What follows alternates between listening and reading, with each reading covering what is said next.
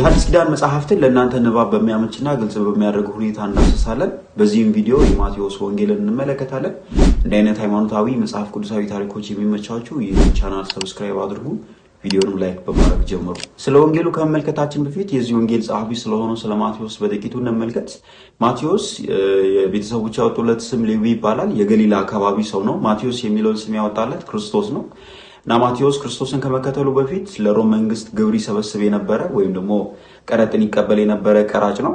እና ማቴዎስ በዚህ ስራው በአይሁዳውያን ዘንድ የሚወደድ ሰው ባይሆንም ገንዘብና ስልጣን የነበረው ሰው ነው። እነዚህ ቀራጮች በአይሁዳውያን ዘንድ ክብር አልነበራቸው። ምክንያቱም ቀራጮች ወይም ደግሞ ግብር ሰብሳቢዎች ቀኝ ገዝተውናል፣ ወረውናል ብሎ ለሚያስቧቸው ለሮማውያን ህዝቡን እያስጨነቁ ግብርን ይቀበሉ ስለነበረ በአይሁዳውያን ዘንድ በጣም ይጠሉና ይጸየፏቸው ነበረ። እናም አንድ አይሁዳዊ ከቤቱ ሲወጣ ሶስት ነገር ማየት አይፈልግም፣ ሳምራዊ፣ ቀራጭና ለምጻም።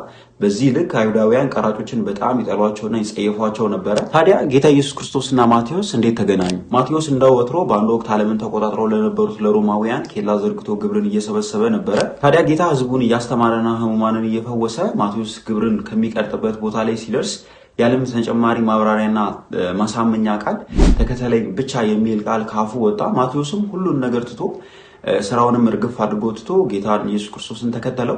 በዚህ ጊዜ በቤቱ ታላቅ ግብዣ አድርጎ ጌታ ኢየሱስ ክርስቶስንና ተከታዮችን በቤቱ አስተናገደ። ይህንን ከተመለከትን ጌታ ኢየሱስ ክርስቶስን እንድናውቀውና እንድንረዳው ከረዱን መጽሐፍት መካከል ዋነኛ የሆነውን የማቴዎስ ወንጌልን እንመልከተው። ይህ ወንጌል የተጻፈው ከ60 እስከ 80 ባለው ዓመተ ምህረት ውስጥ ነው። ወንጌሉም የተጻፈው በቀጥታ ለአይሁዳውያን ነው። ጌታ ኢየሱስ ክርስቶስ የእግዚአብሔር ልጅ መሆኑን እና ነቢያትም ትንቢት የተናገሩለት መሲሁ እርሱ መሆኑን ለማሳመን የተጻፈ መጽሐፍ ነው። እንዳልኳችሁ መጽሐፉ የተጻፈው በቀጥታ ለአይሁዳውያን ነው። አይሁዳውያን ነቢያትና የእግዚአብሔር ሰዎች ከይሁዳ ዘር ነው የሚወጣው የሚል ጽኑ እምነት አላቸው። ነቢያትም ሲነሱ ዘራቸውን ይቆጥሩ ነበረ። ታዲያ ጸሐፊውም ኢየሱስ እውነተኛ መሲህ መሆኑን ለማሳመን የኢየሱስ ክርስቶስ የዘር ሐረግን በመቁጠር ነው የጀመረው። ገና የማቴዎስ ወንጌልን ስትከፍቱ በመጀመሪያ የዳዊት ልጅ የአብርሃም ልጅ የኢየሱስ የትውልድ መጽሐፍ ብሎ ነው የሚጀምረው። እዚህ ጋር አንድ ስህተት የሚመስል ነገር አለ። ዳዊት አብርሃምን ቀድሞ ነው የተጠቀሰው። እንደ እውነታው አብርሃም ነበረ መቅደም የነበረበት፣ ምክንያቱም በዘመን የሚቀድመው አብርሃም ስለነበረ ነው። ነገር ግን ጸሐፊው የተጠቀመው ቴክኒክ የዳዊት ልጅ ብሎ ሲጀምር ኢየሱስ ክርስቶስ ባጭሩ የይሁዳ ዘር መሆኑን ለመግለጽ ነው የተጠቀመው። ከአብርሃም ቢጀምር ኖሮ ከአብርሃም ቀጥሎ ደግሞ ከ12ቱም ነገር ደግሞ ከየትኛው ነገር እንደተወለደ እስኪጠቅስ አንባቢው ላይ ታገስ ይችላል። ስለዚህ የዳዊት ልጅ ብሎ ሲጀምር ባጭሩ ኢየሱስ ክርስቶስ እውነተኛ መሲህ መሆኑንና የይሁዳ ዘር ልጅ መሆኑን ገልጾ ነው የጀመረው። ሌላው ከዚህ ከዘር ቆጠራ ሳንወጣ የኢየሱስ የዘር ሐረጉ የተቆጠረው በዮሴፍ በኩል ነው። ምክንያቱም ማርያም እና ዮሴፍ ያጎታማች ልጆች በመሆናቸው ነው።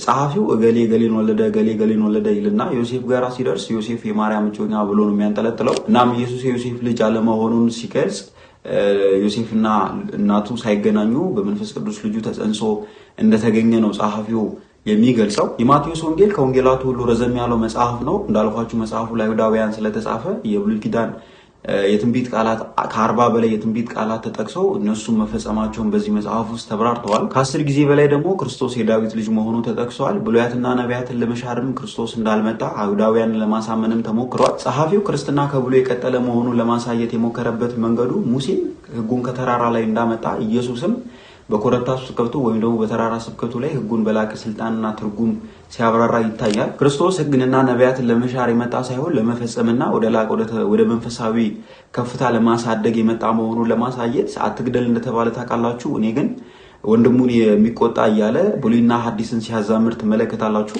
ማቴዎስ ወንጌሉን የከፈለው በ5 ዋና ዋና የትምህርት ዘርፎች ነው። ይህም የሙሴን የ5ቱን የኦሪትን መጽሐፍት የሚያስታውስ አወቃቀር አለው።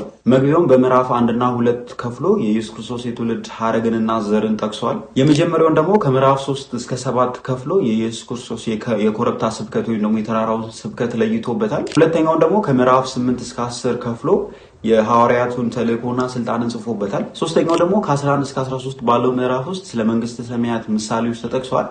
አራተኛው ደግሞ ከ14 እስከ 18 ባለው ምዕራፍ ውስጥ ስለ ቤተክርስቲያን ውስጥ ስላለው ትህትና እና ህይወት ተጠቅሷል። አምስተኛው ከ19 እስከ 25 ባለው ምዕራፍ ውስጥ ስለ መጨረሻው ዘመን ትንቢት ተጠቅሷል፣ ወይም ደግሞ ስለ ደብረ ዘይት ስብከት ተጠቅሷል። መዝጊያው ወይም ደግሞ ማጠቃለያውን ደግሞ ከምዕራፍ 26 እስከ 28 አድርጎ ስለ ሕማማት፣ ስለ ስቅለት፣ ስለ ትንሣኤና ስለ ሐዋርያት ተልእኮ አካቶበታል። መጽሐፉ የሚደመደመው ኢየሱስ ለደቀ መዛሙርቱ ሂዱና አሕዛብን ሁሉ በአብ በወልድ በመንፈስ ቅዱስ ስም እያጠመቃችሁ ደቀ መዛሙርቱ ያድርጓቸው በማለት በሰጠው ዓለም አቀፋዊ ተልእኮ ነው። በአጠቃላይ የማቴዎስ ወንጌል ታሪክንና ስነ መለኮትን አጣጥሞ የያዘና የአይሁዳውያንን ተስፋ ከክርስቶስ የዓለም አቀፋዊ ወንጌል ጋር የሚያገናኝ ድልድይ ነው። በቀጣይ ማርቆስ ወንጌልን እንመለከታለን። ዳግም በእንዲህ መጽሐፍ ቅዱሳዊ ሃይማኖታዊ ታሪኮች እንድንገናኝ ቻናሉን ሰብስክራይብ አድርጉት። ለሌሎች እንዲደርስ ደግሞ ላይክ፣ ሼር ማድረጉን እንዳረሱ